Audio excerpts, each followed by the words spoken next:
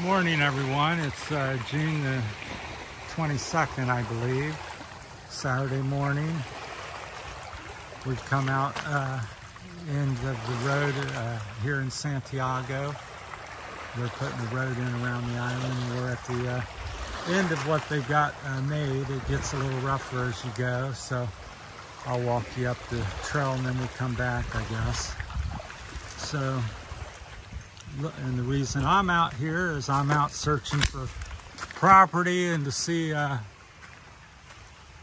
what I might like out here and try to figure out who owns what and how I could get something built out here. So that's the big question. It's very difficult in the Philippines to figure out these types of things because we're out seemingly in the middle of nowhere. So this is a little trail that goes up the mountain and up to the what will be the new road. Now last year when I come here in March or so, this was just freshly bulldozed and put in. This is the road, but there's so few people out here. That's up around the corner is the very end of it, and that's going to go over to RJ's Beach Resort. We're in Santiago, Barotac, Viejo, Iloilo, and that goes back to Santiago. And as you go back that way, it gets more nice. Right here, it's essentially a hiking trail, but this is going to be the road, and someday, 10, 15 years from now, this will be paved, maybe sooner. But I'm looking at trying to get a place in on this side of the island because it's so beautiful. We'll walk you back to the shoreline here, so. But they don't really list things. They don't have signs out. Who owns what is unclear. There's people living here that may or may not own what they're living on. I guess you call them squatters or something in America. But I find it very beautiful and peaceful, this part of the island. The woods are very left intact for the most part. So lots of beautiful trees. Looking at having something oceanfront as far as I'm, looking at. So whether I'd have a house here or just up on the hill there and then walk down, I just want to own this part of the ocean because as this develops here in the next 5, 10 years, there'll be a lot of people out here and be very crowded, I hate to say, at some point. So I'd like to get in and get a little piece of the pie, and why it's relatively nobody here and undeveloped is what I'm trying to say, and get in early and try to make something. But the water's pretty clean, as you can see. That's another thing I like here. If you get back towards Santiago near the bay over there, the water gets turned up by the tide. It's more muddy from runoff from the mountains inland. So here it's pretty clear, as you can see there in the sunlight. So it's quite beautiful. And unfortunately, there's a little trash everywhere you go. It seems no matter where you go, something's getting washed into the ocean. So, but not too bad. There's some pieces there, but walk you out here. Hopefully I don't fall down or watch for any jellyfish. There's sometimes it's hard to see, but it's not too bad. There is some jellyfish. I see one there. I see one there. I think that's a trash, but I think that's a jellyfish there. So we're trying to watch your way. The clear ones are what bother me. They're kind of hard to see. They sting kind of like for the most part, what I've experienced, a sweat bee. So back down there, around the corners lead is Garden Resort. Over there is the port where the ferries come and go to Bacola. That's the new cement factory. I'll kind of zoom in and show you. So that's where we're at, the cement factory. I think they call this Bayon Bay. I'll have to get a little more power here on the zoom, but I think that's the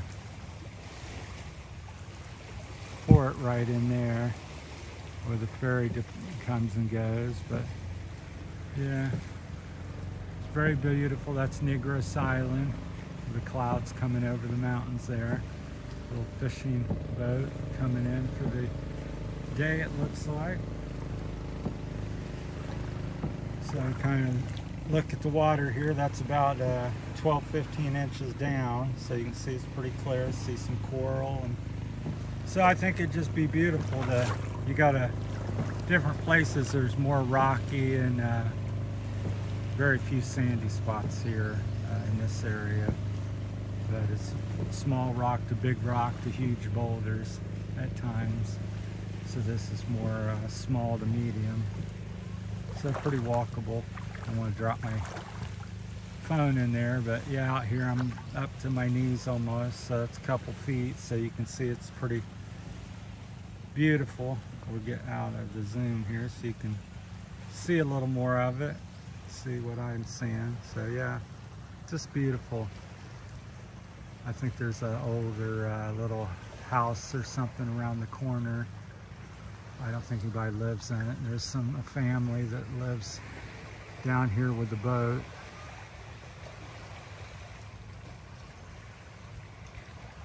So yeah, we came up here a couple weeks ago again, and right in this, I think this same spot, and went swimming. I just thought, man, this is what I'm talking about. So we live over in the mountains in Santo Tomas, and it's beautiful, but I miss having the water, and that was my dream when I came here from Ohio, is to be near the ocean. So now I got a second opportunity to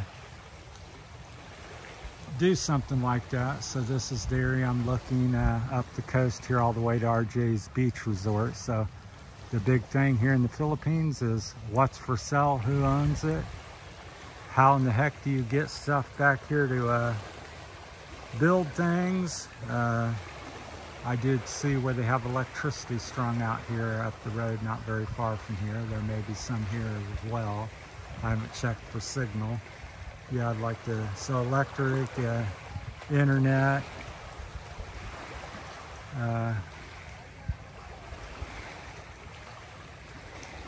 so things like that. So I'm looking to maybe do something, solar and a little bit more off the grid, and have harvest rainwater and try to be more native, modern style. So this is pretty nice. Anybody that's never been to the Philippines, the water's relatively shallow for an ocean, so I might walk out there to that little bamboo floating thing right there and barely, maybe be swimming by the time I get there, but it's maybe the water's 6-8 feet deep, even that far offshore. That's, I don't know, 400 or 500 feet maybe offshore, and it's still relatively shallow.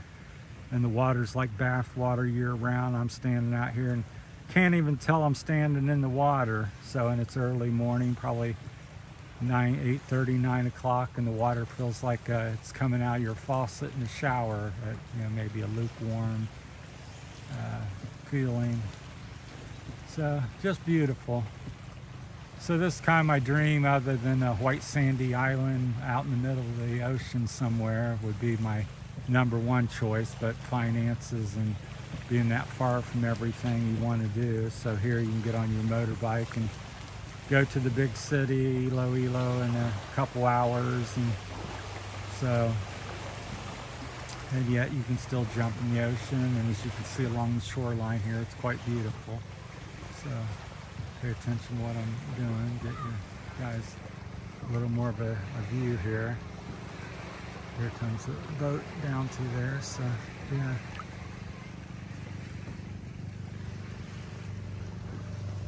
He's going in from his fishing, I guess, checking the traps or different things, because the fishing and crabbing and that type of stuff's a big thing to do here.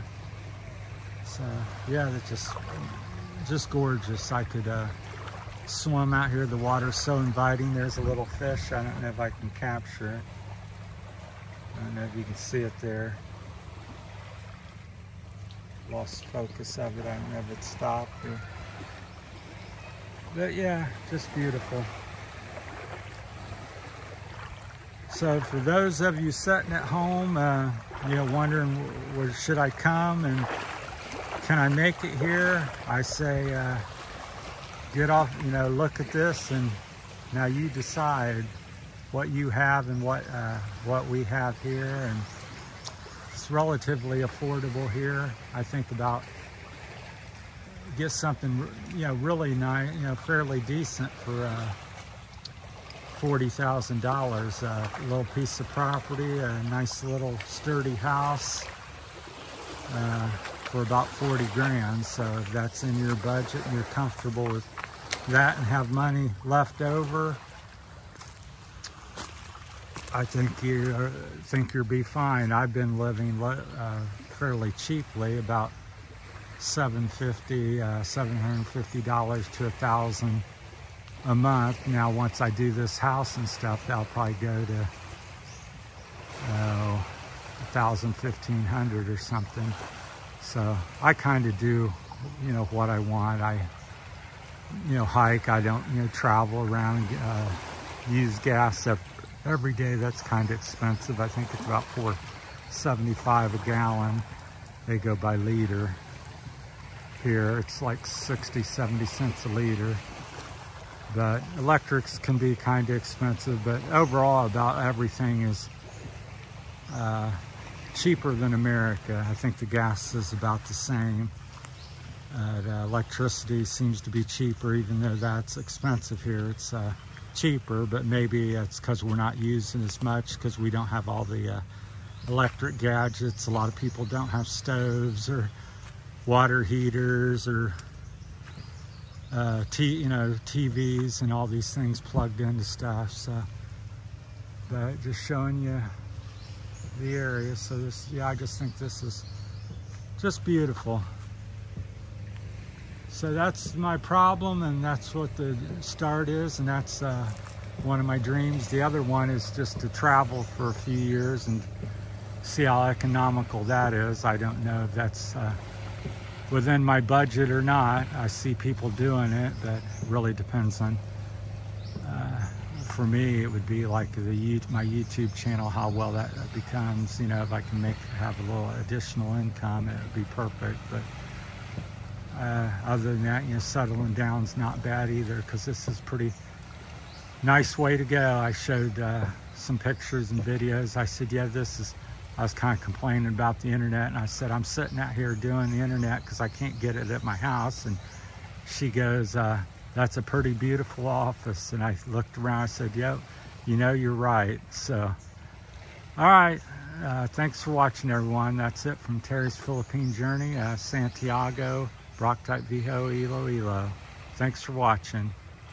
We'll continue to watch, and I'll update you as progress is made.